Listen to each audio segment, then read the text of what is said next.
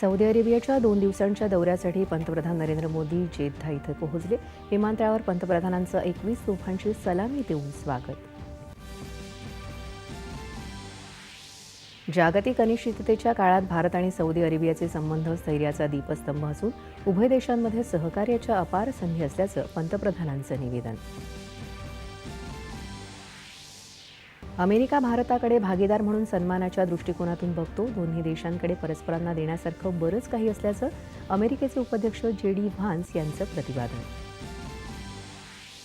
भारतासारख्या लोकशाही देशात जनतेनं निवडून दिलेल्या संसदेलाच सर्वोच्च अधिकार, संविधानानंही संसदेला सर्वोच्च स्थान दिल्याचं मत उपराष्ट्रपतींनी केलं व्यक्त. वक्फ सुधारणा कायदा गरीब मुस्लिमांना हक्क मिळवून देणारा, मात्र असत्य पसरवून विरोधक मुस्लिम समाजाची दिशाभूल करत असल्याचा अल्पसंख्याक मंत्री किरेन रिजिजू यांचा मुंबईत आरोप. कोसी खुर्द प्रकल्पासाठी 25,972 कोटी रुपयांच्या सुधारित तरतुदींना राज्य मंत्रिमंडळाची मंजुरी. मत्स्य व्यवसायाला कृषीचा दर्जा देण्याचाही निर्णय. काँग्रेसला सोडचिठ्ठी दिलेले भोर मतदारसंघाचे माजी आमदार संग्राम थोपटे यांचा कार्यकर्त्यांसह भाजपात प्रवेश.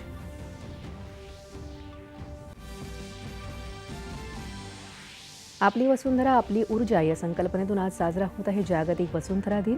पर्यावरण जागरूकता वाढवण्यासाठी विविध उपक्रमांचं आयोजन. अमेरिकी शेअर बाजारात मोठी पडझड, डॉलरही घसरला. भारतीय शेअर बाजारात मात्र मजबूत स्थिती.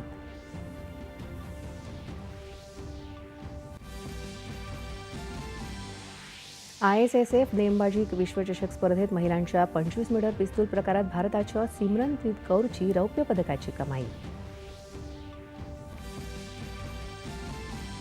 आणि ख्रिश्चन कॅथलिक चर्चचे धर्मगुरू पोप फ्रान्सिस यांच्या निधनाबद्दल भारतात 3 दिवसांचा दुखवटा जाहीर.